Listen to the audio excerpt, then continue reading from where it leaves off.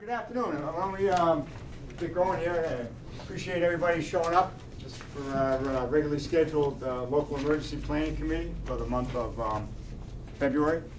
And we hope to discuss a few things. We were planning on having a tabletop exercise today and to do with a major snowstorm.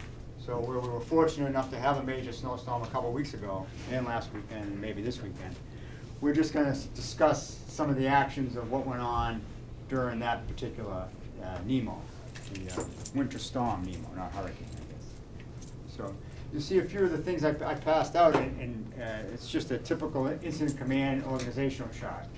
I just wanted to talk about that a little bit to see how we should cover some things. I know we have our call sheets when we activate the EOC and everything, but I'll go over that in a few minutes. It's just a handout. But I think what I'd like to do is just start and maybe go around the room and discuss what agency you're from, or what organization you're with, and what you did to prepare for the storm, and how we acted, how we got through the storm, and maybe more importantly, what we can do next time to make it a little bit smoother. So I guess we could consider this an informal after-action report. I mean, if we did a tabletop exercise, we'd be doing similar scenarios like what we were doing at this time when this happened. So I think we can just talk about this storm 2 weekends ago and do the same thing without actually, calling it a tabletop exercise. I'll start off with the emergency management part of it for the town. We met, I think, probably 2 days. I think that maybe Thursday and then Friday. We had meetings to start planning and getting ready.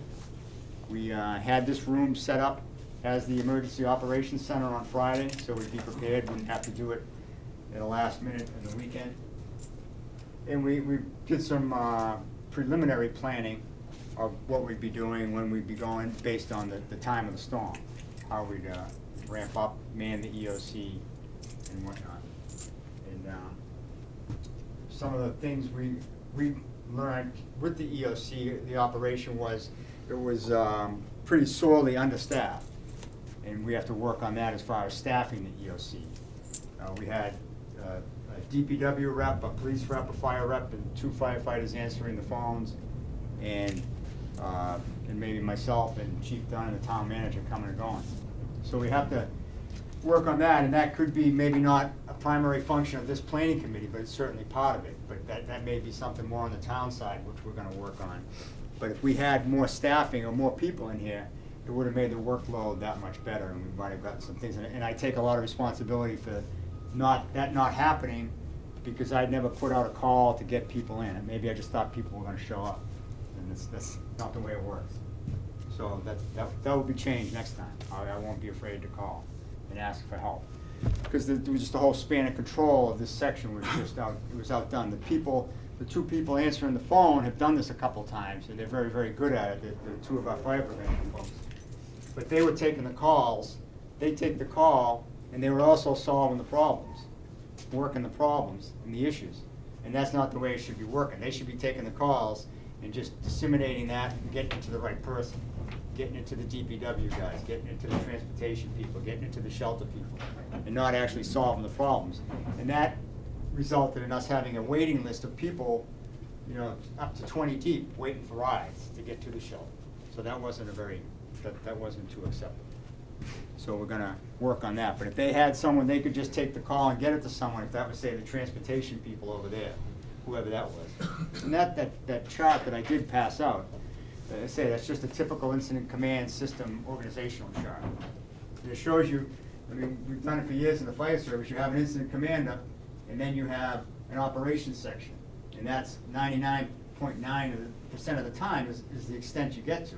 But what's great about the incident command system, if anybody's taken any of those online courses, either that or the NIMS, is that's very expandable. And you have like 3 other functions you can go to. You can get into the planning section, logistics section, and even as far as the finance and administration section. And very, very rarely do we get to those points, except for when you have an event like this. Then we could have had that. So we're going to have to work on designating who is doing what, who's going to be in charge of the planning section, because there was 1 or 2 people here doing about 40 different things. It just, and the span of control, it just didn't work as smoothly as it should have. So that's one of the things that we got to take away from that, as far as on the emergency management side.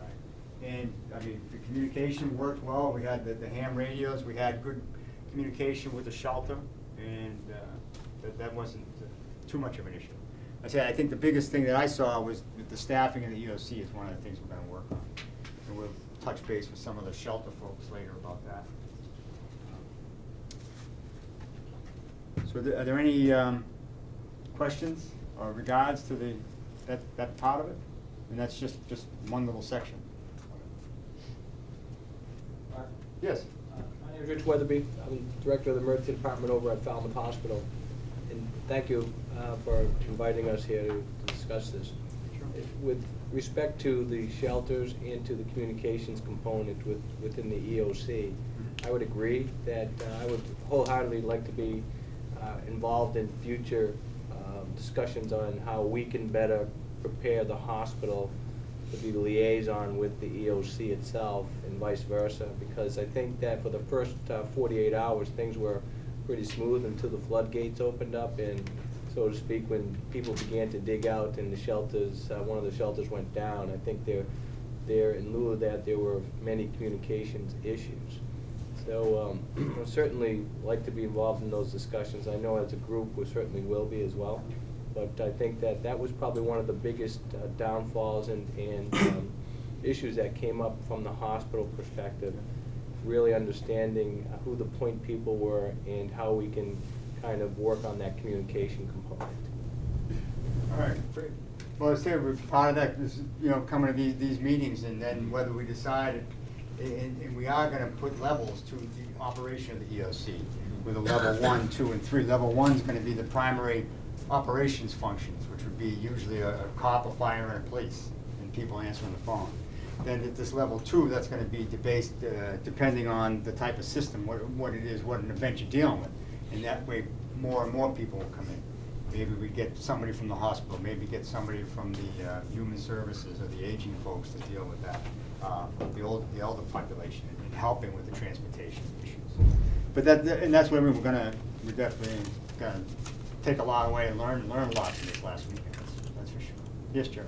Jerry Patamas, I was manning the phones here, and I think you touched on everything.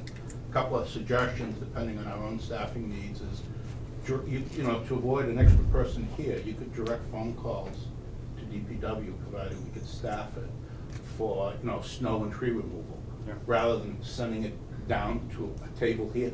You send it over there, and then it comes back here after hours. The other point would be, we don't seem to have, and I was fortunate because I don't get paid overtime, but we don't have an overtime budget, I'm salaried. Yeah. But the town needs to establish like an account, much like the snow account, for emergency operations that, maybe it's an unfunded liability every year, maybe it builds up from year to year, such that when we have simple expenses like who's paying for food for the volunteers, it doesn't have to come out of individual staff budgets, which, like I said, it was minor for me, but it could be difficult. I don't know, that extra duty pizza you got was kind of pricey. I know. Like I said, I'm not complaining. The other thing was on the shelter in place, and that was just an observation that we didn't seem to have a communicable disease plan. In other words, people operating. If anybody in the service will know, when you sleep large amount of people in bunks, you alternate the heads. Surgical masks, surgical gloves for both the residents and the staff, and maybe hand sanitizer. I don't think they were there long enough, but I know there was one potential incident, and I don't think we had an ability, thought through, how to isolate a person for communicable disease. Even when I say communicable, I mean minor. At the shelter, and I'm sure the hospital could do it if they needed to do it. Well, we can talk about that when we get to the shelter, and they do have some rooms. They did have people segregated that had issues. Okay. So, but I like the idea of having that. And one of the after-action reports from the shelter folks mentioned some of the things you mentioned, and that's definitely good ideas. Maybe we could have Tyvek suits available, hospital-type pajamas, things like that for people to that need them. They had elder people that their clothes got soiled that had to be changed. One woman gave up her own spare set of clothes. It's crazy. So that's definitely something we should look at. Given the budget issue. The budget is huge, and I mean, I don't know, other than the town manager just printing up some money or something, what we would do about that.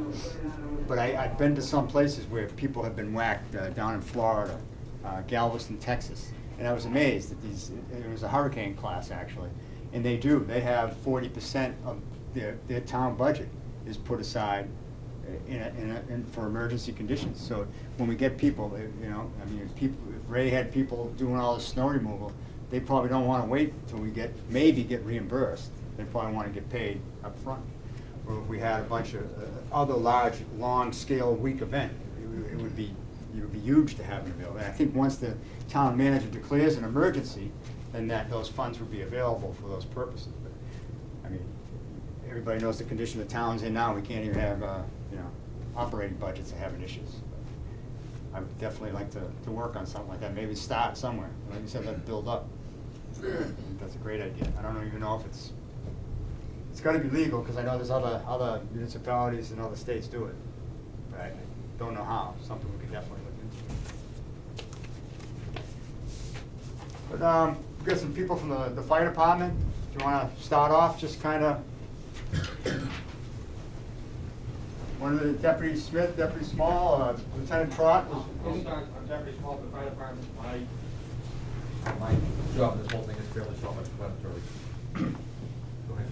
Well, it just kind of, well, the fire department did do a few things to get ready for the storm. That's kind of what I was looking for. And why don't you start, Lieutenant Trot, because we'll stick with the EOC and then we'll get back to the fire department, give the deputies some time to make stuff up.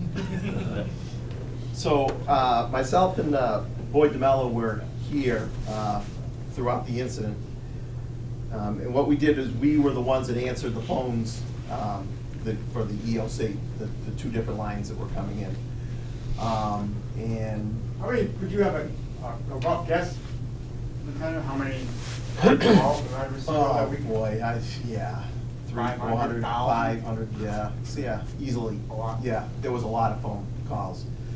And we were fielding calls for people with trees down, wires down, people without heat, needing information about the shelter, needing rides to the shelter. I mean, if the trash is gonna be picked up, you know, a whole gamut, because everything was an emergency. So, and that was fine. And then luckily we had a couple representatives, there was one from the police and somebody from the DPW that was able to help us out. We were able to shoot calls to those people that were pertaining, you know, like the trees down, areas needing plowed. We were able to shoot to the DPW. And we were here throughout the, like I said, throughout the incident, you know, which I think the EOC opened on 3, 4 o'clock on Friday, and then Boyd and I left Sunday night, and Craig O'Malley took over for us, and then I think the EOC closed around 8, 9 on Monday morning. 8 o'clock Monday morning. Yeah, so that was kind of what we did. Or what I did. I mean, I think you were out of the room maybe when I mentioned some of the things that I saw would have been nice. You two people were handling the calls, but also solving the problem or assisting it. But I think it would have been much more efficient if you could just farm those calls off to someone else in the EOC, in the planning section or logistics section, someone that could then take that job. Because at points we had, what, up to 20 people waiting for rides? I mean, Easily, for hours. yeah, 20 or 30 Because we only people. had, what, 3 or 4 vehicles at that time that were 4-wheel drive capabilities that were getting out. So, and I think this was a good learning experience for us, because it was bad, but it wasn't Too bad. but it was bad enough. Yeah. That, you know, in the future, you know, and I think it was probably on the fire department side that we didn't get more people into the EOC, you know, i.e., you know, calling, you know, the DPW, Yeah. making sure somebody's calling different people to make sure that somebody was here. So then we could Yeah. shoot off if somebody needed, or somebody from the hospital, say, you know, because we had a lot of calls about oxygen, so we would be able to Right. shoot that off to them. To transportation, if there was somebody here that could handle the transportation section, we could shoot that off to them. there was times that, and especially we found this was more on Saturday afternoon when the power had been out for, in some sections of town, over 24 hours, and the people were just finally deciding, now it's time that we gotta go to a shelter because we don't have any heat.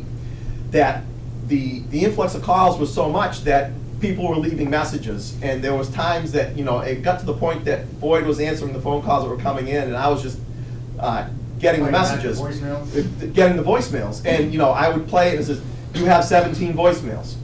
And so it took me some time to get through those because people are upset because their street hasn't been Well, plowed. I think that's part, because part of you guys are solving the problems and working the thing where. Exactly. Just been taking the And that's, problem. and that was exactly what the problem is, because we're trying to solve the issue, try to, maintain these happen. lists. Right. And then, I got through those 17 calls, now we got, you got 23 calls, and so these people, some of them had to wait an hour or two before we called them back.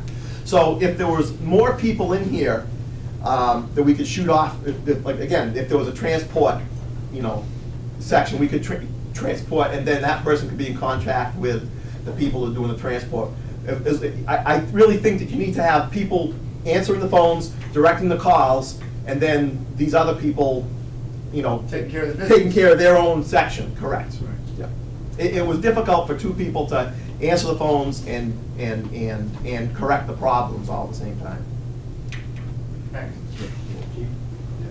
Just a comment on that. In fact, if you go back to Hurricane Sandy, I know the MAC had a similar situation where they had, thought through the staffing process, like we would in the EOC. Right. But that there really wasn't that second level of resources for runners, people that actually handle the documents, to follow through and some of that stuff. So The MAC maybe- was activated, which is for the people that don't know, the MAC is a multi-agency committee. Coordination Center. Thank you, Sean. Yeah. But there are, our next chain of command level, like if we had issues that we needed a lot of resources or something, we would put a request in through those folks, and then they would go to NEMA if need be, or help us get those resources. They were activated, and they're out at the base. For ourselves here, though, Yeah. as we go forward, looking at, emergency preparedness, we may want to consider based on that 1, 2, 3 ramp-up level, a secondary resource of folks who aren't, your primary line, fire, police, DPW, who can actually populate the EOC to do some of those things. That, to actually do something after that call comes in, because that's exactly what happens. Right. And I'm only saying that, and I think it's true that the MAC experienced that in Sandy a bit too. A little bit in Irene, a little better in Sandy. This time, we actually had CERT team members. that were Right. Oh, that's why we didn't have any. We had two. We had them called in from the sheriff's department. Yeah. But for that same kind of purpose though, right, kind of that, Mhm. so you don't consume your phone. Yeah, no, we records needed and some whatnot. bodies. All right, thanks. How about going around the room now? That'll be, Yeah. so my function primarily here was just to help, to come back in and handle the operation of sort of that overload of the fire department. My wife spent a fair amount of time in and out of here, so, and my, Well, we're looking at it now, Mike, now, to say how the fire department, what do we do to prepare for the storm and how we react to it, what can well, I Learn from it. yeah, and that's what we, it's a normal, we have to continue our normal operations. Unfortunately, in a situation like this, the fire department, resources that we put on extra to deal with everything that's gonna come up with a blizzard kind of got pulled away to try and to do what I think is really the issue that collectively, everybody sort of needs to address, is that,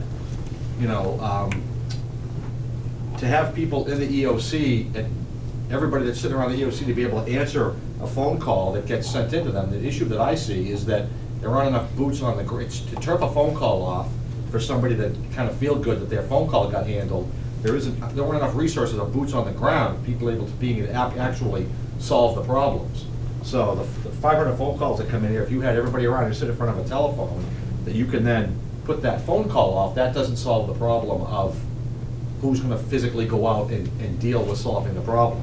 So from the fire department's perspective, we wound up sort of at 7 o'clock at night, having to put this mad rush on to get people to the shelter, because the transportation that was supposed to have been in place at noon did not arrive. So that cost us resources that we had to pull away from what's an outrageously busy time for us I think anyway. at one point, I think we had 2 cops and 2 firefighters assigned, just Just- helping transport. Right, right, so, and, you know, and even, you know, I saw a great picture in the Cape Cod Times of some young AmeriCorps kids sitting in front of a laptop.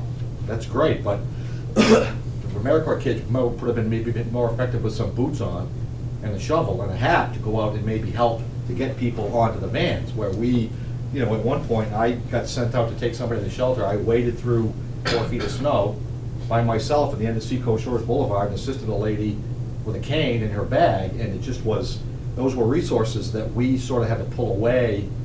We had, you know, 2 building fires, a chimney fire in the middle of the storm, and we really can't afford to do that. So we sort of, that was really what I was really sort of got tied up in trying to sort of manage that type of thing. I think that really the takeaway from the whole thing, that the focus really needs to be less feel good and more, you know, Action. more action, yeah. The other thing I'll just throw in here, Chief, is this, what was different about this storm than the hurricanes, because basically, we've had the EOC for the hurricanes. This is really kind of the first snowstorm that I can remember, is that without power, there was no heat. So that's really why you needed the, I know in the hurricanes, you know, we had maybe a dozen people in the shelter. This time you had, you know, almost a capacity or over capacity. So that was, so I think, you know, the takeaway again from this would be is, you know, we're gonna know next time there's a snowstorm that's coming, we're gonna have down power, there's gonna be massive outages, we're gonna need these resources in place, the transportation people, the vehicles, to have those people staged and ready to go, you know? Thanks. Deputy. Tim Smith with the Fire Department Deputy's Office, and I too was in the EOC, and it was part of my regular duty week anyway, so I was pretty much here from Friday night and throughout, you know, the next few days. So the fact that the fire department was quite busy downstairs, we answered over 200 calls, and some of it was related to trying to move people around, but as the deputy alluded to, we had a lot of other 200 activities, actual incidences that we had to deal with. So, and, you know, and our personnel, you know, are able to weed through that, and because of our ICS training, you know, we're able to kind of, you know, put the right people in the right position to make sure that things are going well.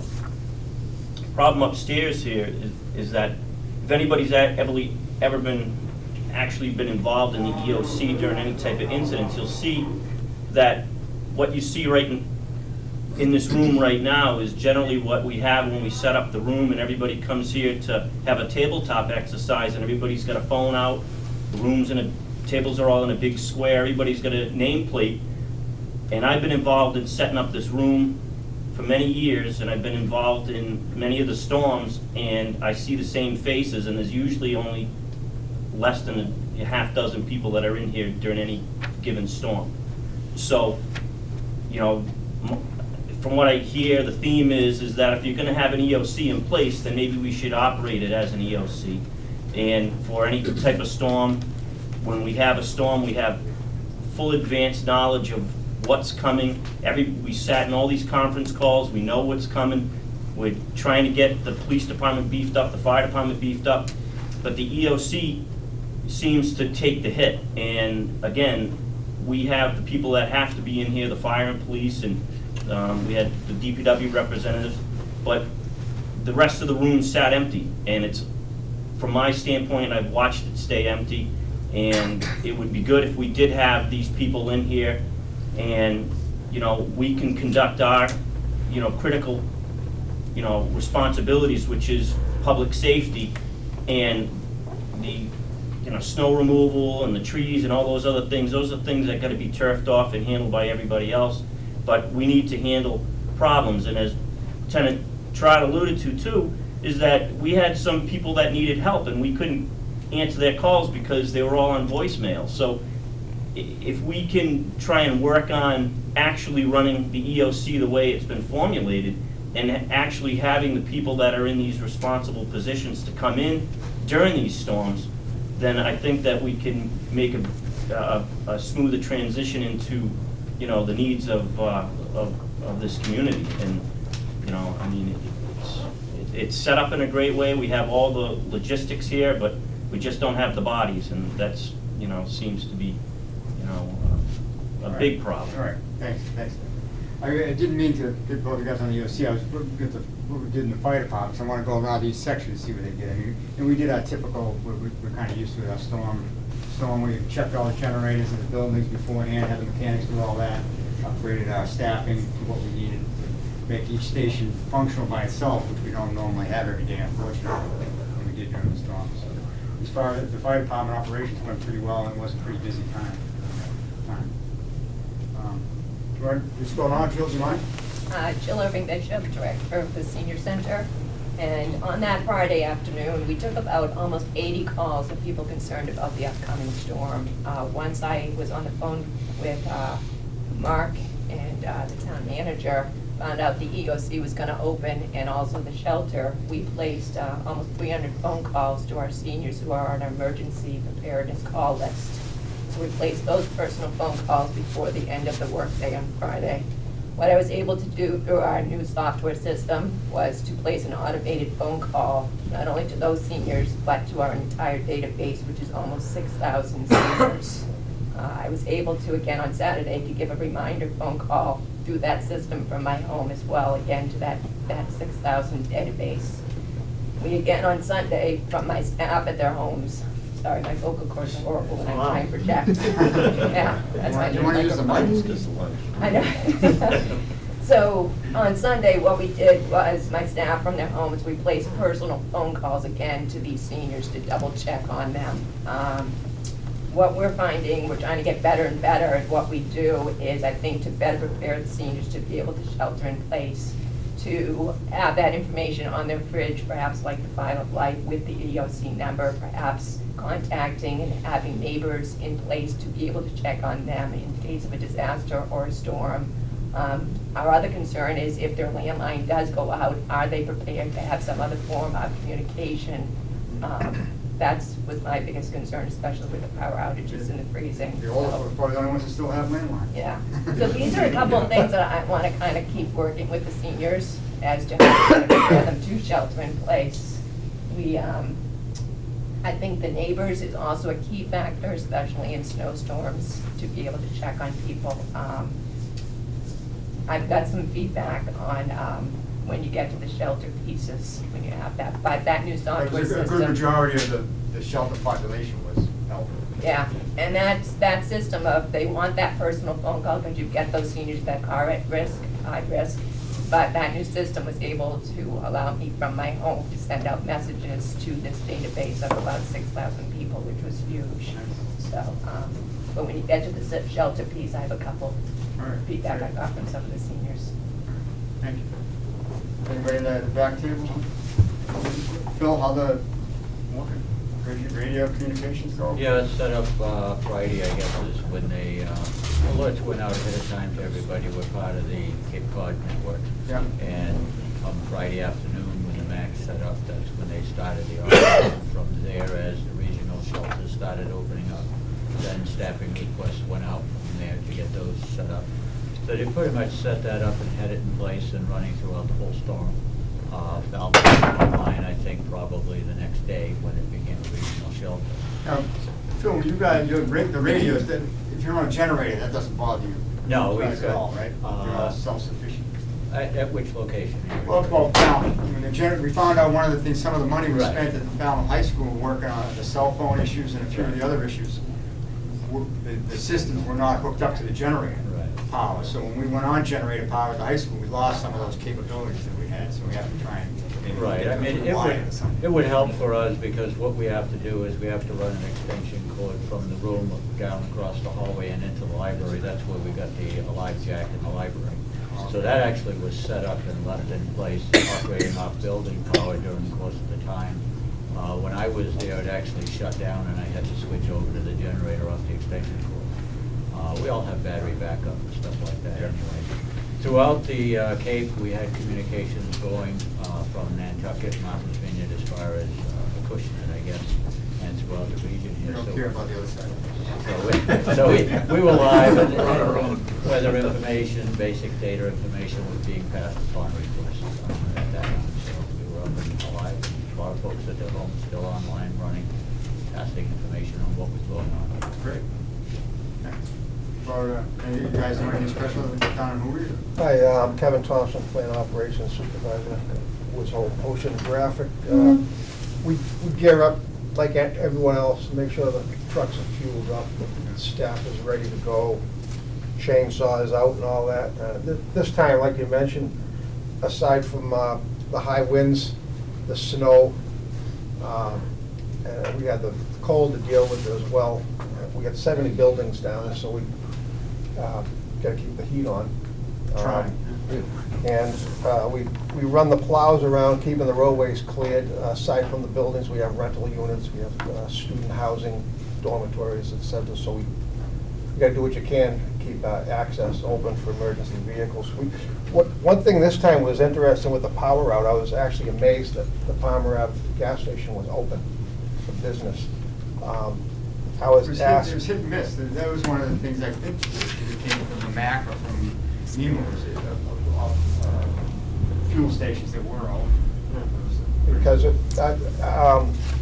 I was asked to bring up at this meeting, what, are they mandated to? If you run out of, ready to get a fuel during an emergency? Yeah, gasoline. Probably the one that's open, probably about $12 a gallon. I don't know. Do you catch that, Ray? Do we have any type of backup for fuel to help out the average people other than, do we have some sort of system if our thing goes belly up, municipal fuel? Well, we have an agreement with the gas station up on 151 or something, right? Right, and we have alternate sources as far as that goes, but in a power outage, that system fails as well. Right. And then we actually have problems being able to maintain our own fuel capability because we try to fuel up in advance on diesel or gasoline, in advance of any kind of storm or event like that. But especially like when it comes in over the weekend, we're gonna have continuous fueling operations. And then there may be the likelihood that we can't get refueled. And we haven't hit that point yet, but that is a possibility. Well, that's a good point. Maybe it's something I can look into, maybe to get a memorandum of understanding with some company or something. For plows, you know, that's Yeah, what we're yeah, looking for. right. You know. Your shot. When I was a director, we had a fuel agreement with the Hess station. He has a generator. And he offered his services to the town, just to fuel town vehicles, not to fuel, Right, yeah. personal. But if we had a fuel problem at the depot, we could go down there and he'd just set up some type of charge account with us and deal with it later, but. And he has a generator, so like basically we lose power and you'd be all right. I did see that they did have a generator up at Hess at 151. Right, that's who we had the agreement with, and I think Ray might have the gentleman's name. I think his first name was George, Yeah, out at the yeah. Hess station. Right. I know John Lyons has it. Surprised who doesn't have some tanks themselves. We've got some diesel tanks for the generators. We don't have gasoline tanks, though. I mean, we just don't want to store gasoline on the road. Fire department frowns on that. Yeah. You can make that sense. Chief, I'm Bill Monty from the JML Care Center, and we did all the prep and everything, chainsaws, gas, fueled up our generator, and tested everything, but my biggest problem, I guess, was worrying about the lack of fuel also for the generator, the diesel fuel. You know, ran for 39 hours. Yeah. Yeah, they tell me it's only gonna run for so many hours, so having some way to go or somebody to call to help with fuel. I contacted Falmouth Coal, got Chris off his couch in North Falmouth, but then I had to go down to the lot and plow out his truck so we could give it up. Oh, that's good. You know, Yeah. but I was thinking if I couldn't get a hold of them because of the power outage, you know, a lot of times, trying to get a hold of people, they have phones and their phones weren't working because the power was out. So that's one of my concerns here, is the fuel oil for the generator. If that went down, then, you know, I would have a lot of people getting cold and, you know, trying to evacuate 100 and something people out of a nursing home. Yeah, there was a nursing home down Cape, I think, during the event that they had to do a mass casualty incentive, to start evacuating people. Yeah, and rental generators, you know, they might be available, they might not, but, you know, it's a whole other day to get it there and hook it up.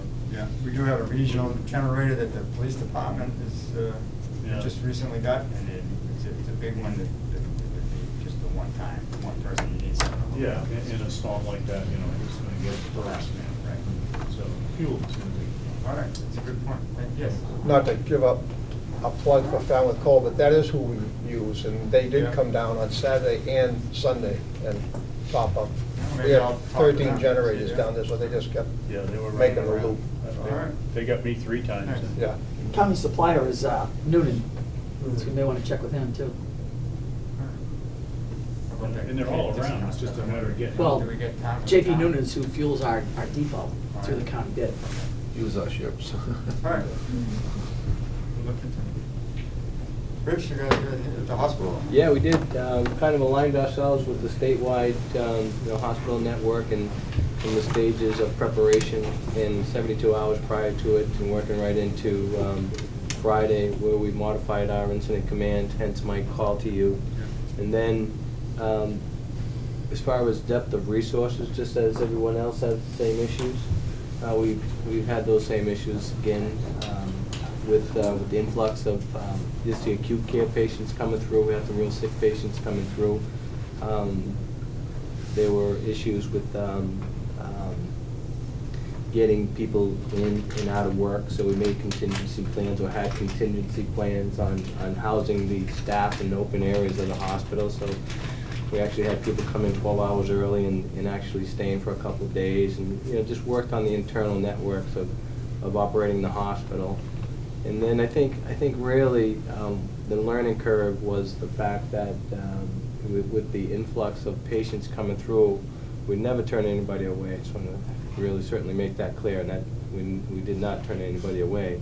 It was just it's a triaging component coming through the doors based on acuity. Those folks that certainly needed to stay in the hospital, we kept those patients there.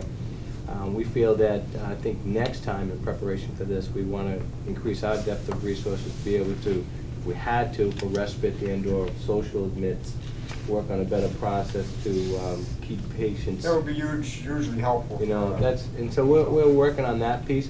And again, there was some internal logistics, based on tracking people and who, just because someone comes through the doors, we're required to, from a DPH and regulatory perspective, just to really assure that these patients are being medically screened. So everybody was medically screened. But I think what really peaked again was the communications and not being clear or all around as to what was coming through the doors when, and what was stated from outside as to where to go. So not punitive, but certainly looking forward to making some progress on the communication side. Great. Anybody else on the back table? Bob? The harbor, we were lucky because the wind stayed north and northeast, and it didn't batter the area like Woods Hole up in Like southeast. you said, it was kind of like it Yeah, scared me. lucky. We were fortunate the wind stayed that way, and Yeah. it protected the east side beaches as well. So we really didn't have many incidents at the harbor, and then I worked with Mark at the school, and I went up to the shelter a couple times, and one of the incidents that we had was the generator in the elevator. When the That's not hooked up to the generator. No, and when the elderly people came to the school, they couldn't get downstairs That was- unless they were assisted down the Carried, stairs. right. And we couldn't get out back of the building. It hadn't been plowed. We have to work on something with that. We were in communication with the DEP, but I know, they had I a- never thought about the back, to be honest with you. They had a one-ton truck, and I had a four-wheel drive truck, and I couldn't get out to the back. So we. Somebody said that the snow blower they used was an antique one out there, Mark, so maybe you gotta look at that. Well, we have to. Put it in our budget. Yeah, we have to decide who's gonna do it, whether the school or the DPW is gonna do it. If the school's gonna do Well, it. we we did gotta- call the DEP to ask them to clear the Yep. front, expecting, people coming in and buses and. And then to get out back was an impossibility during the storm.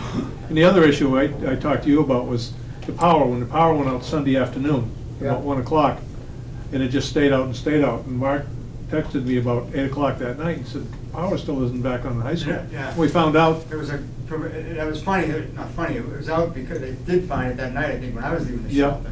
And it was due to a car accident. it wasn't earlier that day. storm-related, and they didn't know at the OC, I think that It was the high school. over by Johnny Nettles' house. Yeah, Car Andy's Lane. accident. So that was an issue with communicating with NSTAR.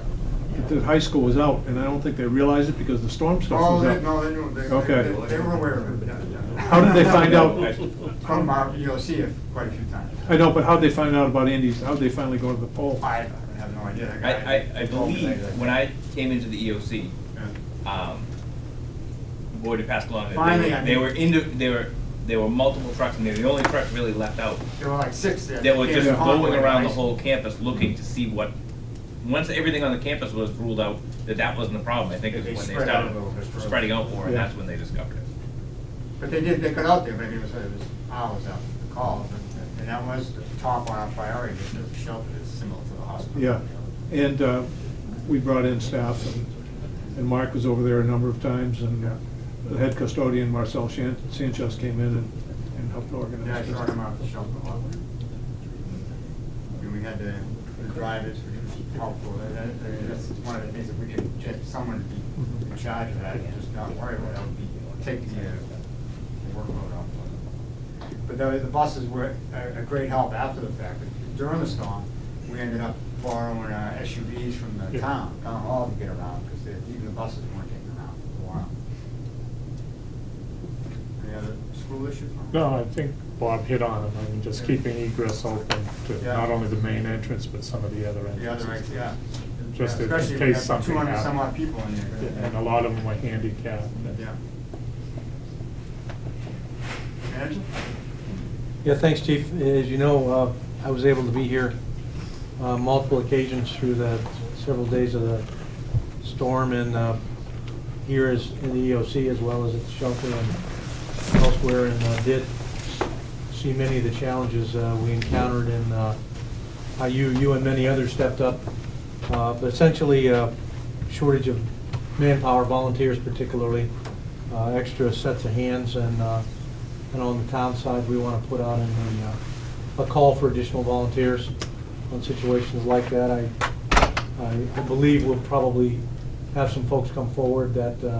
I've heard a lot of people say, Yeah. and it's one of the things was me being the EOC manager, not putting out a call to get our staff in here was key in that. I said, I want to make sure that doesn't. Well, certainly we can do that, but to make sure that we have a working list of people that are, indicated in Yeah, I heard a lot of advance. people say they wouldn't even volunteer. Right, that they would be available, and however we call them forward, we want to make sure that we have that in advance, and that they're ready to step up. And I think the whole staffing issue for the EOC is pretty important. We've talked about that. I know we'll talk about it some more, that it would have been, saved us some considerable time and stress to have some additional people here during the event.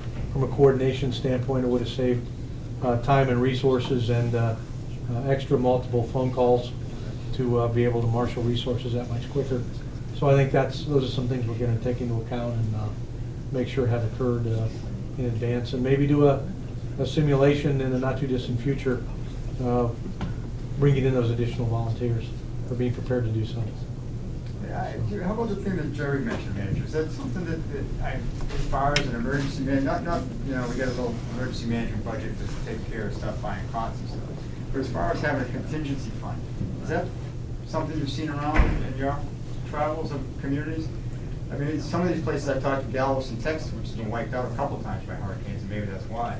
But, I mean, I've talked to a few people, emergency management people down there, and they have a contingency fund of, millions and millions of dollars for when stuff like this happens, which they can draw on. Right. And I don't know how that comes about, or if it's even I haven't seen it as a matter of routine other than donation accounts. However, it's something that I'm planning to explore with our new finance director, Jennifer Petit. We'll be working with Jennifer on that, and maybe with the finance committee as well, and see what we can get set up. But I think clearly that was a good example where that would have been very helpful and imperative. Thank you. Shout out, you have something? Just a question about the EOC. I know when I was the director, the way we did it before is the town manager would set up a schedule with the salaried employees and keep the key employees out of the EOC, such as the public works director should be at the public works building. But we utilized the people in the building department who had four-wheel drive vehicles. I mean, Eladio was here in the EOC, so that if we had to transport somebody to the shelter, he would be here with his four-wheel drive vehicle as a town employee. He would take one of his staff members with him, and that would free up the fire department guys. And we used people in personnel to answer the telephones. The town assessor, the town collector, the treasurer, they were all here playing the role of public works director, or, so that the key people could be, in other words, the chief never answered the phone here. He was head of the fire department, so we had, Heather would be here, and then they reassigned, they did 6-hour shifts, so that you had about 8 or 10 phones that were manned all the time. We had a representative from NSTAR here in the EOC to answer We did those for a little while NSTAR. one day. Well, I think Jeff Luce used to arrange that for us. Yeah. I don't know who the new Well, it individual is now. changed a lot. But it did work out quite well that we had the conservation people here with their 4-wheel drive vehicles. So anybody who wasn't playing a key role, such as DPW personnel or fire or police, were here with their vehicles parked here so that they could do that assistance to the elderly people. Was or- that on weekends, weekdays? That was Didn't matter, weekends, or- weeknights. I mean, we were here Saturday night. They had That's right, I know where- 6-hour shifts, Yeah. and they would be assigned to, and actually what we did is, remember we had the folders? Yeah. Remember those folders, Kim? Still- We had still does. the folders, and so that way, when somebody took over for, say, the public works director, they just opened up the DPW folder, and they had all the Yeah, pertinent phone contact numbers, information. contact numbers, so you wouldn't spend a lot of time training people.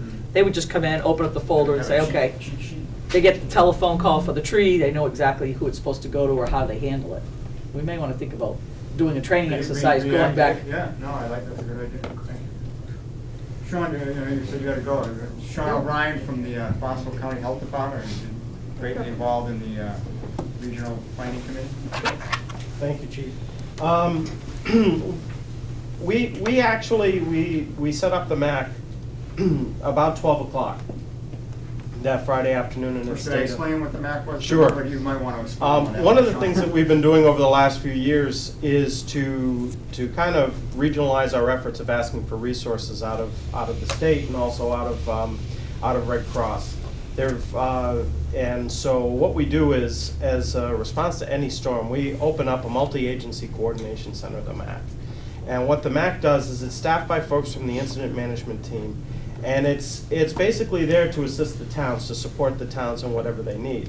What it also allows us to do is to keep situational awareness as to what's going on throughout the Cape. So, and we also have, management for the shelters come out of that as well. So the MAC opened up initially on Friday afternoon, about noontime, and remained open until the following Tuesday, and it closed about 4 p.m.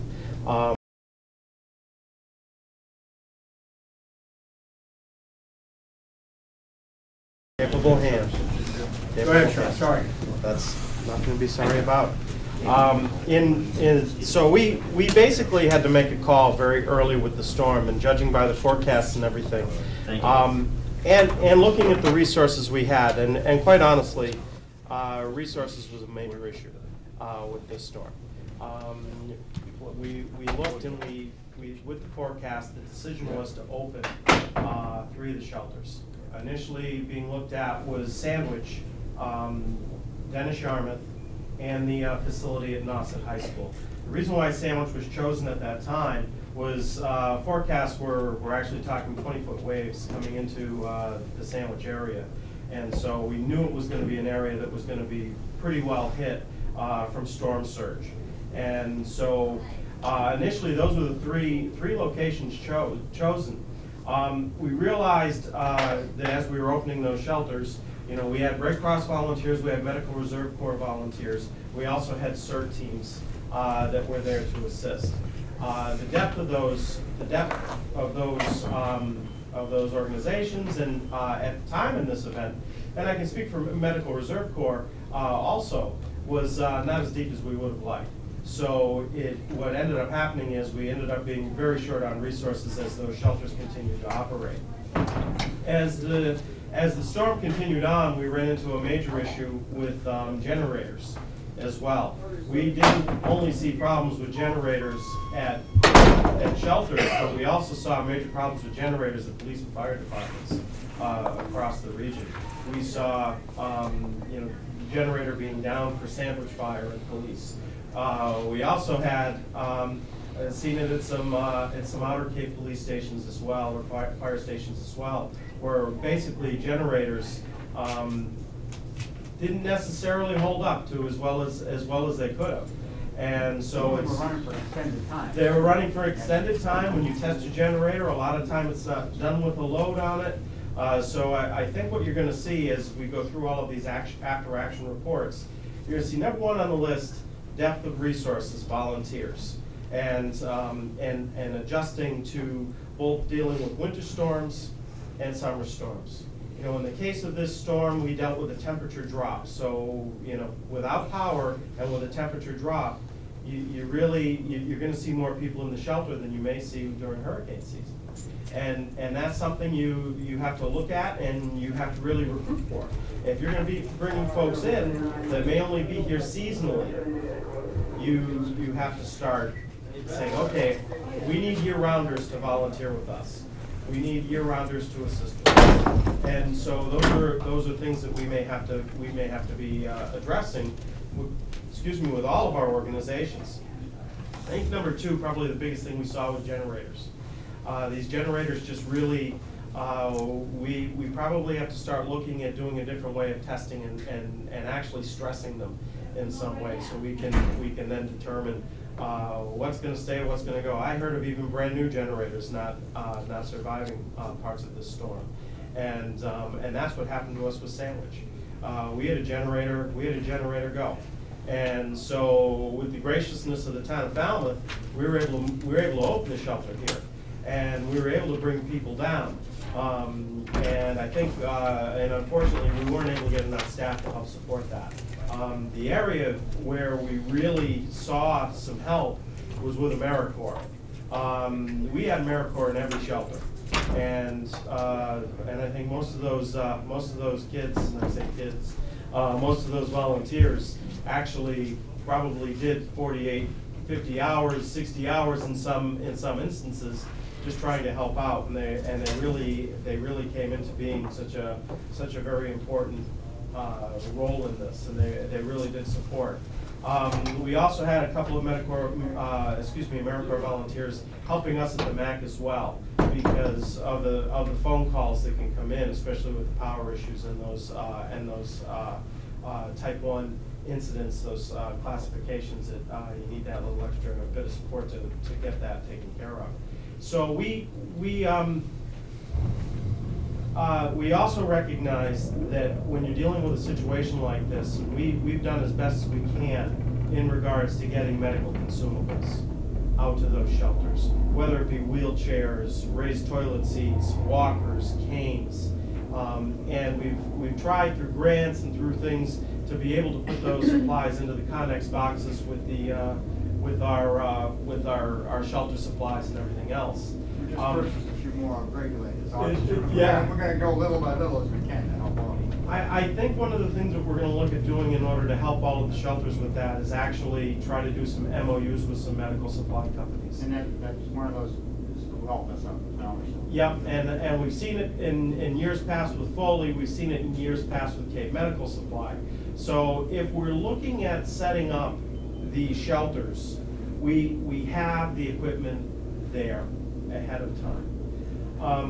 I think, and I know, Chief, you wanted to talk about other things besides the shelters, but just, I think the call of opening up the shelters early was important.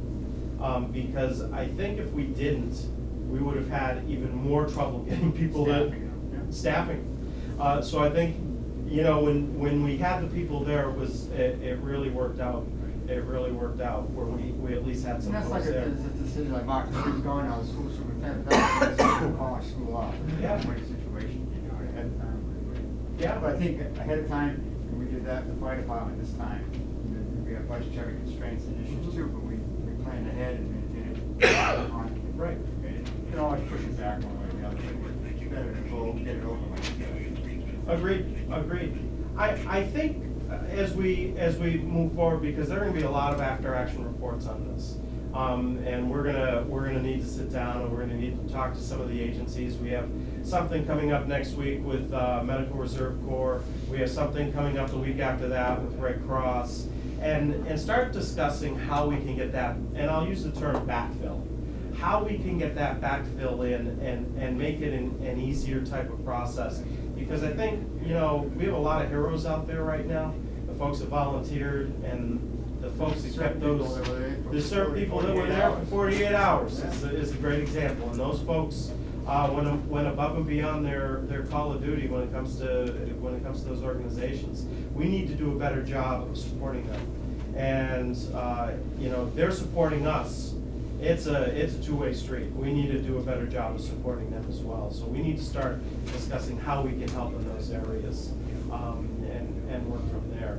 So, you know, I see, you know, we're gonna have our next REPC meeting as an after-action report as well. And we had a speaker scheduled, we're gonna be canceling or postponing that speaker to the next month, and then see what we can discuss and work through a lot of this. I think also what we need to do is so we had a couple of hiccups when it came to starting the shelters. We also need to fine-tune that as well, as to how we call out, how we get those shelters actually make the decision to open them as well. So, you know, it was an event where there was a lot of learning opportunity. So now we have to take advantage of that learning opportunity. Thank you, Sean, appreciate it. I don't know if you mentioned it, Sean, too, when you were saying that Sandwich was opened as a regional shelter, and Falmouth had opened up our high school as a community-based shelter, just so we wouldn't have to worry about shipping our residents if we had any that we felt were gonna use the shelter. But then, as I was trying to get a little bit when I stepped out of the room, Sandwich's shelter, their generator broke down. They were on generator power as well. And when their generator broke down, then we bumped, I guess a better word, we bumped Falmouth up to the regional shelter. And we got a lot of those people from the Sandwich shelter, and now you get people from Bourne and everything. And we're looking for more resources to help out. It's short like everywhere else, like you said. Absolutely. I mean, you know, I wish we could have been able to, because I know we tried. We tried to get as much as we could. I think also which helped us quite a bit, and the support from the towns with this, the RTA kind of really came through on this. They, you know, the buses, having the ability to get the buses out there, but also having the National Guard representative in the MAC to make sure we had National Guard folks present with those buses to help out if there were any issues, if there was. Well, it's like when we send an ambulance crew out there, we send an engine company with them just to shovel or to do stuff and that. Help them out. Run work. Exactly, and it really seemed to work well, and the RTA really helped quite a bit. Great, thanks, Sean. Yes, sir. Just for my own edification, now what do you do about transportation? I mean, is anyone who calls is gonna get a ride from the fire department? How does that? If you call that number, now we'll get you a ride. By hook or by crook. To a shelter, I mean, we were getting calls, and I don't know how we handled them. We were taking people from one house, one doctor was sick with an ambulance, but he's so smart, he didn't want to go to the hospital. He wanted to go to a doctor's friend's house. And we were trying to work deals like that out. But there was people that wanted needed rides just to go to their friend's house or their relative's house. I know in the past you didn't do that. Well, we did. It's an emergency, you know, what are you gonna do? You can't let the people sit there and freeze. Well, I know during 2005, the big blizzard, that didn't happen. Well, we're trying better. No, I'm saying. Now, what do you do about food for 200 people at a shelter? That's through when you're a community-based shelter, you're on your own. Right. The town manager's budget takes a hit. But is somebody there to cook? When you there, become or- a regional shelter, we have the AmeriCorps people, the Red Cross then takes care of feed. In fact, I went shopping, but the credit card the clerk gave me was no good. A bird might have told me about that. No, we got the call, but we were all set. Because someone had mentioned, a couple people said that there was an issue, so I wanted to. Yeah, no, the issue was, the first time when the Red Cross went to buy food was the lunch or the supper hour, there were like 75 or 80 people. By the time they got the food and got it back, the amount of doubled. Okay. That came in the shelter. But I did get your call that we could get help from the people on, The service center. The service center. Yeah. And we were ready to go that way if we had. Because Brenda called me and said she had a whole Yeah. trailer full waiting. Which is great, and when we're based as a community shelter, that's gonna be a great resource. Matter of fact, we Great plowed help. her out so that she could get a 18-wheeler in there the next day, should she had to take all the food out of the service center to Oh, give it to you guys. Oh, great. So she called the DPW, we sent one of our guys down to plow them But out. once you become, and that's part of our benefits of being with the regional business, is once you become the regional shelter, then the Red Cross will take care of the fun of the feeding of the shelter residents, clients. How is your connection with NSTAR, with the people at the shelter, and them being aware of when their power was to being turned back on? Oh, that's a touchy subject. Okay. No, with me, because I asked that on a Seriously. conference call, Jill, I asked the same exact question. Because we had people at the shelter that could have gone home. Now, how- during the day. Right, exactly. Yeah. So what we did, you know how we handled that? We called the fire chief up in Falmouth. Hey, go over and check these houses. We called them, we found the fire department, or the cops. Go out and check these houses. And that we shouldn't have to do. But that, I asked that exact same question on a conference call to NSTAR, and they danced around the question, if you ask me. Because if you have a Verizon or your TV, if that power goes out, they know it, because they're not getting any money, right? Yeah. So, I think they have the capabilities to do it, but they probably don't have the resources to do it. Didn't you, don't you normally have a main contact here with NSTAR through the EOC? I thought that's what you guys had in place. We invite them, actually, the second day, they have all these nice things, they've tried, they're improving from what it was a few years back. But they have, we have a community liaison, Yeah. which we are in touch with quite often. Right. And we tell them the priorities, like that's when we wind up at the high school, hey, we need to get this back up, we need to get this back up. Or if the hospital's having issues, or these places, or the nursing homes on generator power, that's, we can tell those people that, and supposedly they go and pay it then. And then the second day, we had somebody show up who's an ambassador, who sits down at your EOC, and he was helping. Yes. So, but then he left, yeah, I mean, but they got good names, he's an ambassador. Chief, can I make a comment Are we- on that? Yes. I just want to add to it. First of all, NSTAR cannot tell if an individual house is on. They can't? No, they cannot.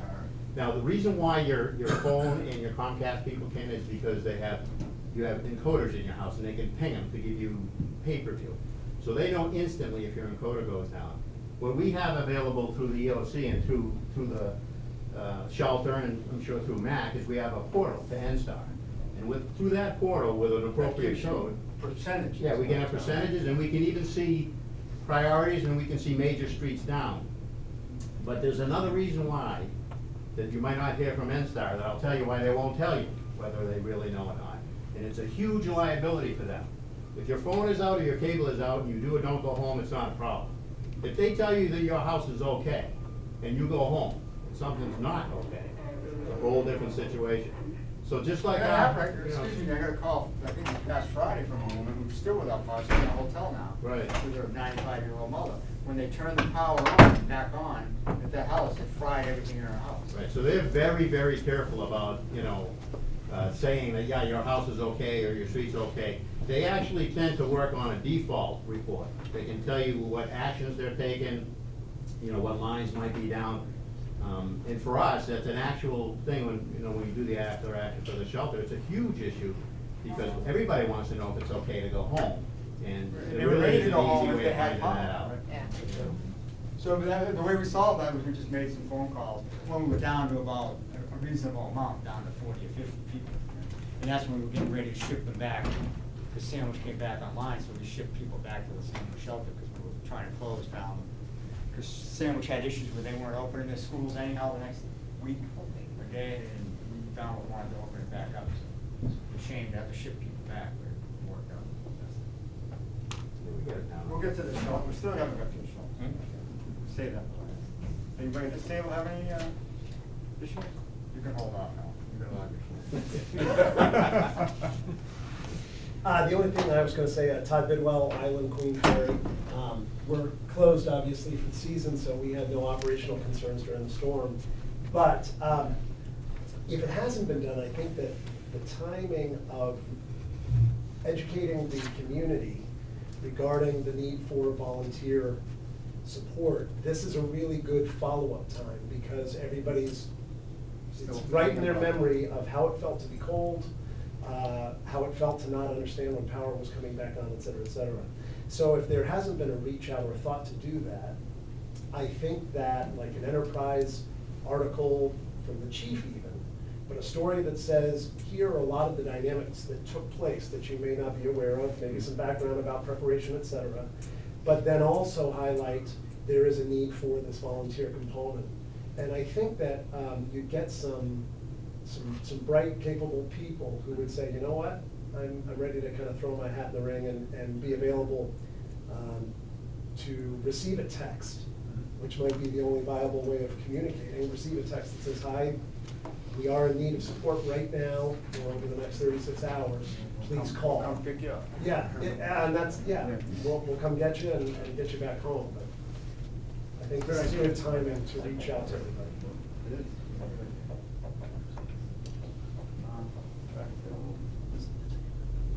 A quick thing, liability insurance. From the cert, Yeah. But, you know, volunteers and even myself, I'm a salary employee, if I am here on the and I take the car, or I do something that's not gross negligence, am I covered?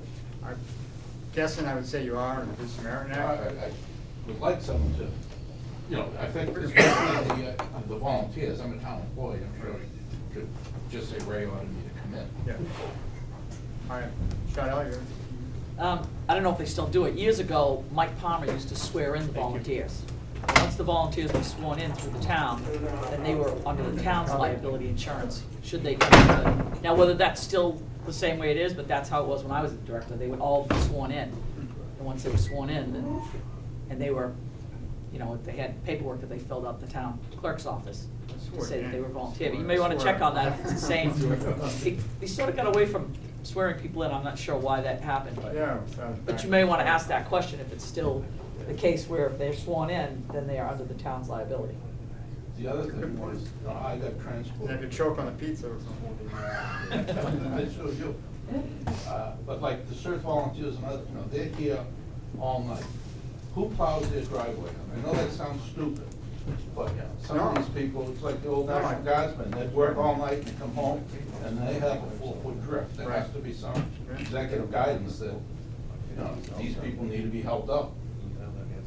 Yeah, I think we could probably make arrangements for stuff like that. I think, Paul, someone take you home finally after 2 days or something, but you were concerned about your house, rightfully so. Yes, I was. Greg went home with me, and I mean, I had my guy. shovel your water, or just take it? No, I was fortunate. I had my own guy that I paid. Yeah. He went automatically for me, but. But that's a very good. I mean, it's something, a little thing you can do to help them out. I couldn't have got it back in 6 hours later. Right. And my guy comes in the morning, but I would have been, you know. Yeah. Some of that, Chief, did occur. It happened, in fact, for me. My wife actually works for Emerson House, and she worked overnight.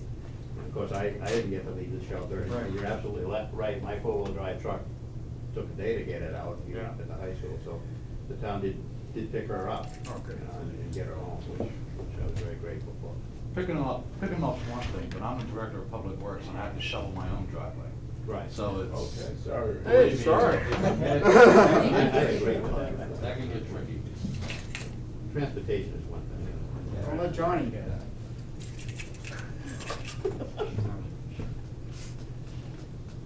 All right, you saved the shelter. Coast Guard, how you guys do? We fared very well.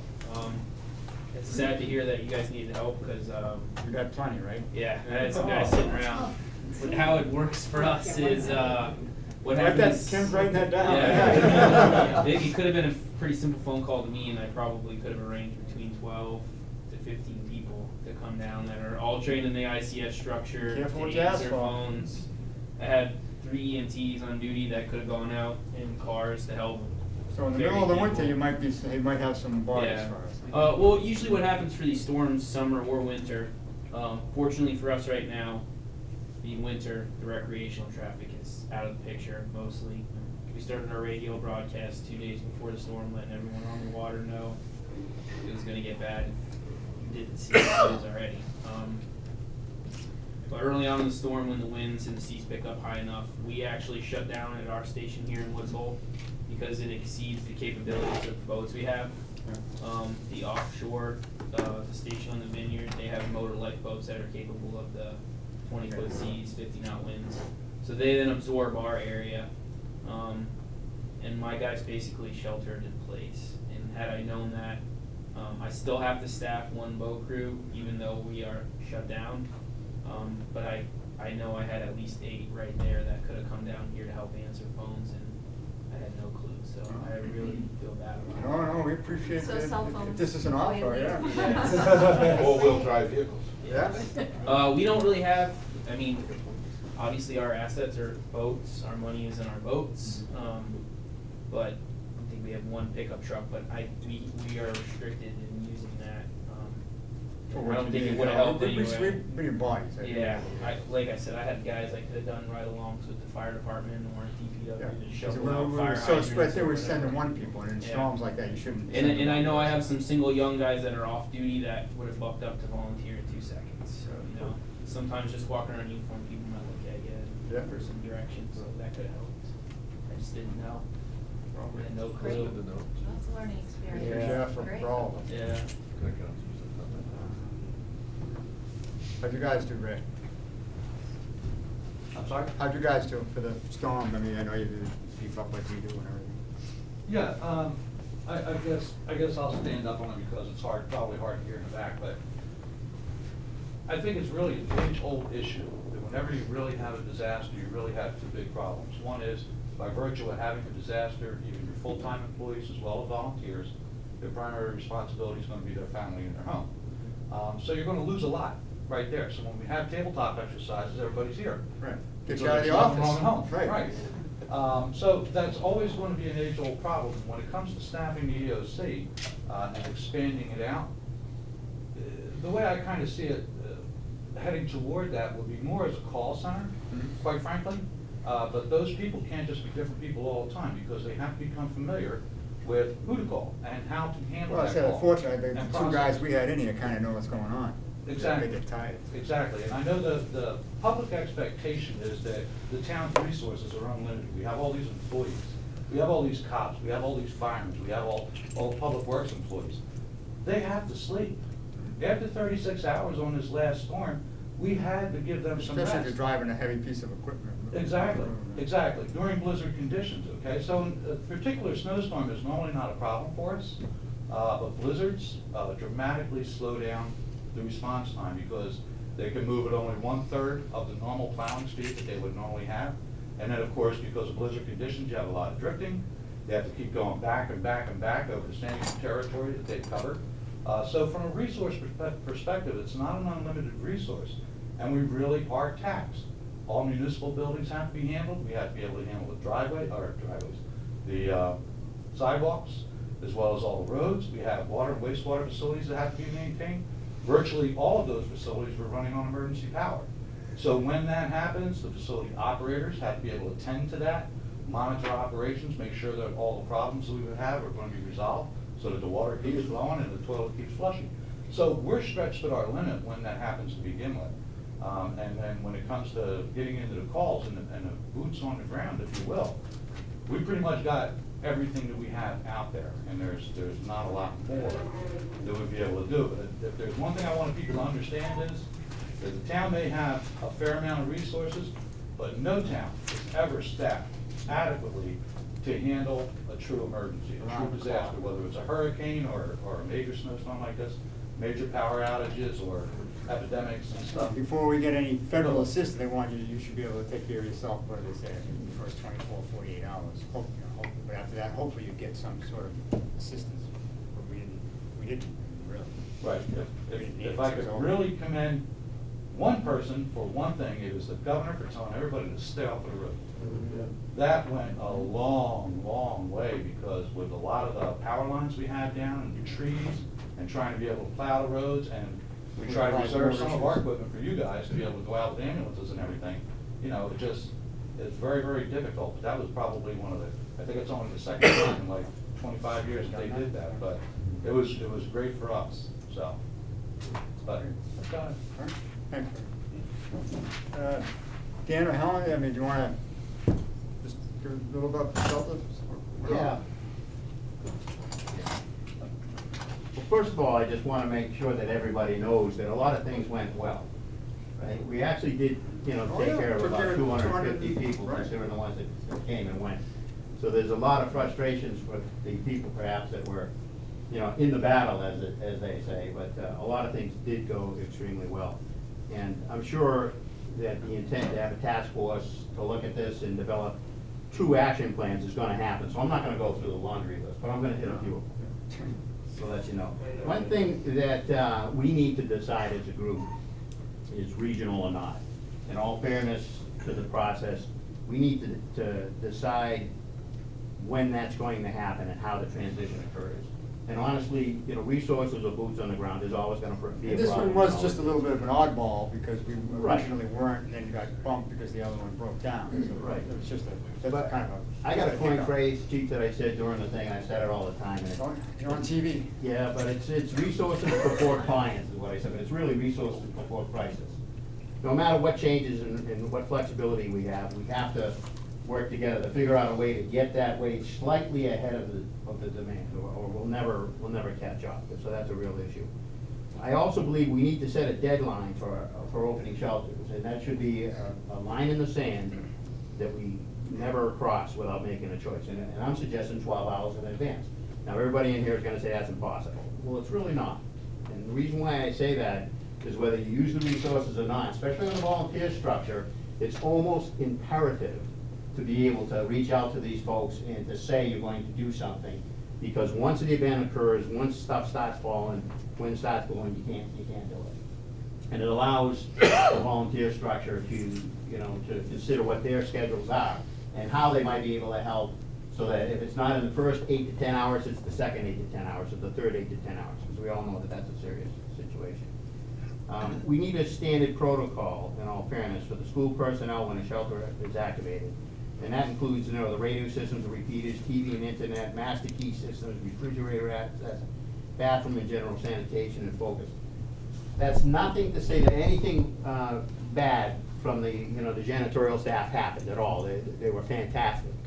But we need to fold them into the training process and know what it is that they need to do, so that when we get the call and we call them, they already pre-staged stuff. They already set some of these things up. And when you got 250 people in the school, your focus on sanitation changes really, really fast. By the third day, it's more like the nursing home than the school. We ourselves need to do better login and for clients and staff, regardless of who's running the ship. We did lose control of our own people when they came and when they went. And this is something, Sean, at the regional level, that even if you make the changes, there are protocols to be able to better manage what piece, whether it's the AmeriCorps, whether it's Red Cross. But in one sense, I always had the attitude that fog of too many chiefs, not enough Indians, because everybody thinks they're in control and they're making choices. Well, I'm supposed to go from shelter manager to shelter director or whatever, but in reality, my role really didn't change. It just got a lot more confusing. So I'm sure we can do a better job with that. The record keeping for clients and login and staff. One of the things that happens is it's just like after Katrina in my micromanaged sense. People are calling in from all over the place, from Vermont, from California, and they heard about the storm. They want to know if their grandparents are in there. And Helen and her staff did a great job at, They're calling the shelter. They're calling the shelter. She says, my grandmother there, is my mother there. I know she lives in Falmouth. So, we weren't really prepared for that media management side of it, if you will. So we're gonna have to figure out a better way. Better management, transportation protocol, bus utilization, and routing. Guys in the EOC did a great job. But honestly, on our end, it was almost It impossible. was almost confusing of who was setting up the route, who was.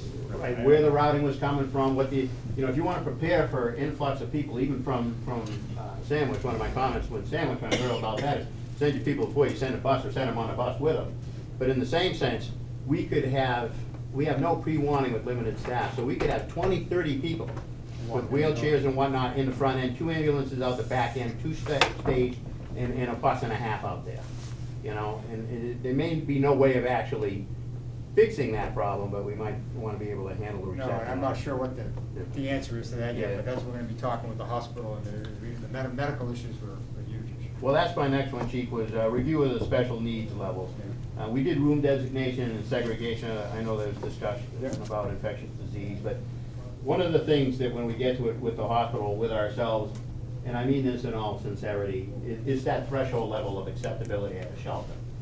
In theory, a lot of these folks, I'm sure, are perfectly fine, living on their own in their own environment with the heat on and the bathroom over there. But a lot of them, you bring them into a shelter. They're out of their environment. Yeah, and they're on a couch. A cot 8 inches off the ground. They go from being self-sufficient to being 100%, care. So we need to think that threshold level through. Well, that was my communication with them, when I spoke with the hospital over the weekend, and I think Rich is gone, but that was what they were saying, that people, they didn't not take people, like you said, but they did discharge people. And they normally get that would back be to the fine, shelter, probably. But they're saying that's their baseline. And their baseline, there was no direct medical need to be in a hospital, but their baseline, from what I saw, was above what we could What we could care at handle. the shelter. And that's where it's somewhere in between, and that's whether we work something out with the nursing homes, or work something out at Falmouth Hospital, they put on extra staff there, so that's gonna be discussed. Just a couple more, Chief.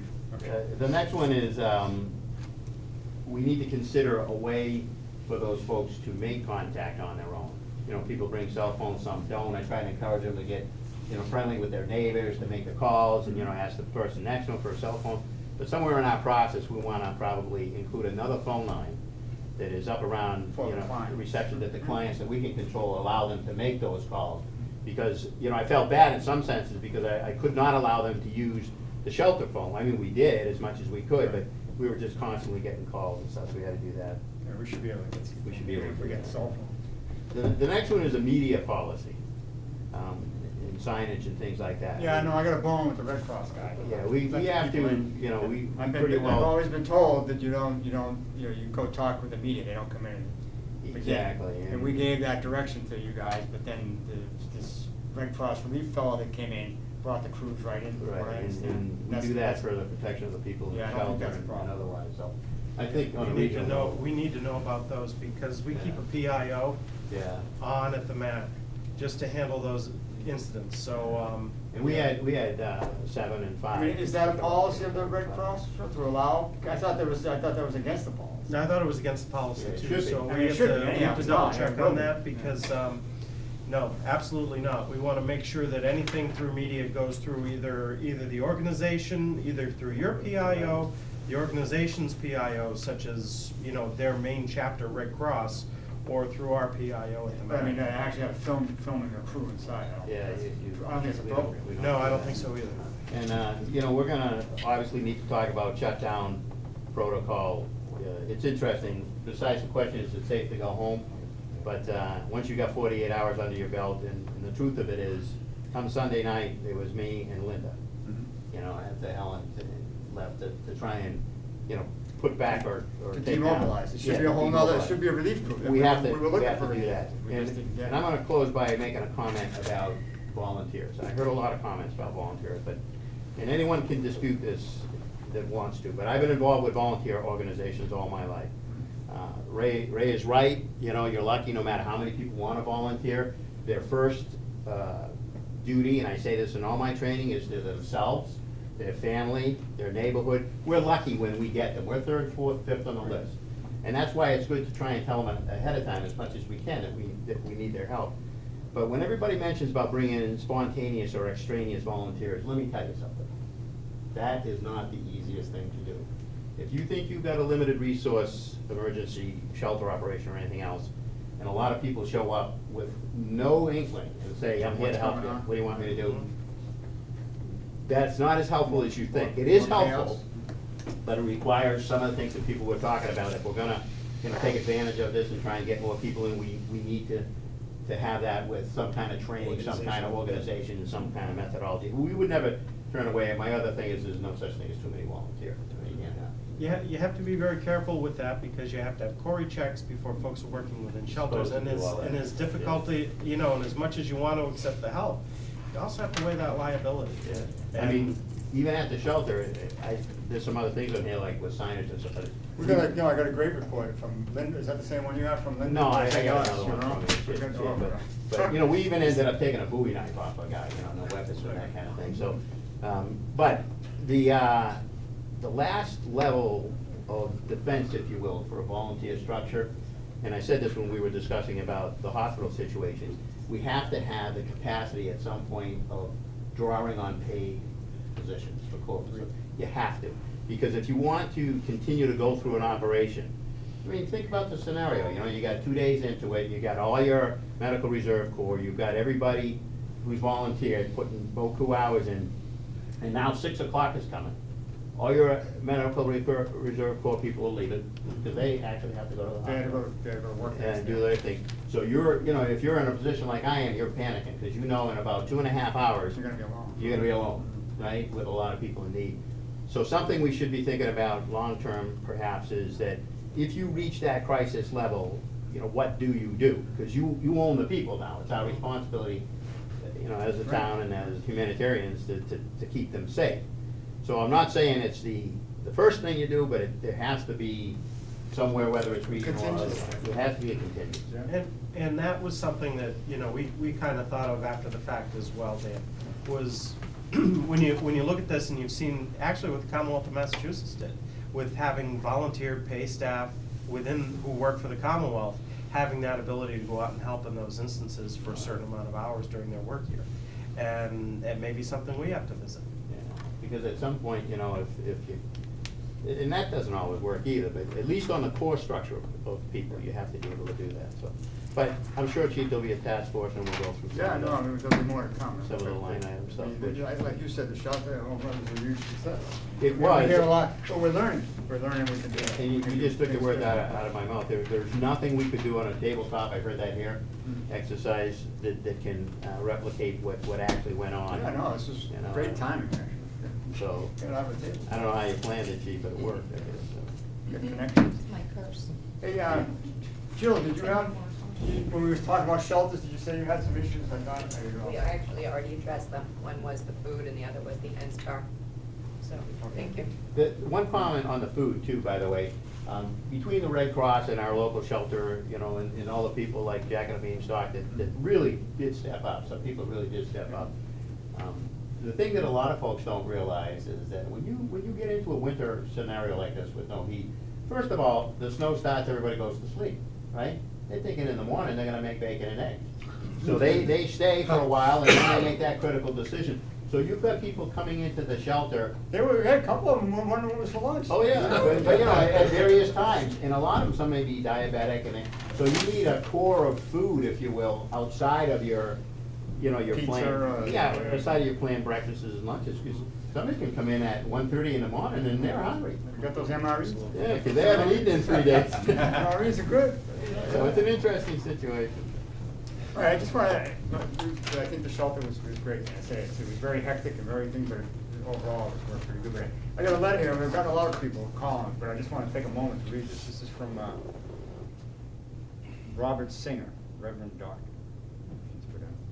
Dear Chief Sullivan, I want to extend my deepest thanks to you and all to those who responded so swiftly and effectively to the multitude of people who were welcomed into the Falmouth High School shelter last weekend. It was an enormous task to so rapidly provide beds and blankets and assistance to folks of all ages. How wonderful it was to go from a complete darkness of freezing home into businesses into the warmth, safety, and care of many helpful teams. And please extend my sincere gratitude to the Red Cross, CERT, DART, Medical Reserve, AmeriCorps, Falmouth Police, Falmouth Fire, Falmouth DPW, Bourne, RTA, National Guard, Falmouth Public Schools. So there's a lot of people involved, but that was nice to see. Yeah. You had mentioned it, but did we have a follow-up to see, having the NSTAR person here in the OC was invaluable, because you could direct where you wanted to go, then DPW could make sure we had a tree crew there. Thank you, Sean. And they had their own tree crew. I mean, maybe we just lucked out. They have a crazy guy from Missouri, cleared Jagette Road, 6 trees, one guy. Whoever we He's had almost worked run out out of good. gas because he kept coming to another tree. I gave him my card. As he run out of gas, give me a call, and the will come fill you right up. But I couldn't believe it. But those are the ones that we wouldn't do because they were wrapped up with wires. Evidently, Missouri, they don't care. He's got rubber boots, Yeah. Chief. It was unbelievable. I just don't know how we nailed it down, and we just lucked out. Getting the NSTAR rep on the ground here. I think that's No, something that's they're wrong. planning to with the ambassadors, they call them. And they actually visited us, on I mean, they're taking some Monday. heat from Senator Murray's office, I understand that, but they did. I mean, they did a better job, maybe because they were fined so badly last couple times. But whatever the case may be, it seems like it's improving, their response. Yeah, but in all fairness, Chief, you know from looking at the portal, I think we hit 98% out at one point, something like that. It was huge. I mean, Plymouth was worse than Yeah, us. you know, it's an incredible undertaking with a storm of that nature. And they had, what, You know, they 500 basically- trucks out of the yeah, base they did a eventually. Fairly decent job on response. but- And They're the same boat as us, they were. Oh, wow. our liaison from NSTAR, from the time that I was in the EOC, and I know it was the same with Hoyt, he would either call us or actually just email us and say, okay, what are your priorities right now? Yeah, in fact, I got the letter to call to Lynch, I think the ambassador. And he Flint. continued it even into, and I know I missed part of it, was checking on the few houses that were left. Yeah. You know, I got an email at 5 in the morning asking, hey, can we figure out if this house who has a patient who has had ALS, Yeah. they know that grid is on, but they wanna know if that, specifically that house is on, which is something they cannot check right away. You know, they just know that area is on, That- they don't know if one the rest of the section. house is down. But they were in very much contact. They wanted, at one point, they asked if we could figure out what schools, had power. Yeah. And that was actually very nice having the police here, because they just had their area cruisers go by and check all the schools to see if they were running. Any update on what's happening Saturday or Sunday? Rain. Rain? No, I don't, I'm just guessing. Better be. Stay tuned. They're sending out things already. It's supposed to be 6 or less. Depending on if it For us. drags it down or not. All right, well, I think this is very helpful, I really appreciate everybody's input. Not that you came in late, you spent some time at the shelter, and last parting words. Not really, everyone there does a very good job with the resources they have. It's very, very hectic. Very hectic. You were there, you saw it. Yeah. All right, well, I appreciate everybody's time. Thank you. Looking forward to the Thanks, Chief. Thank you.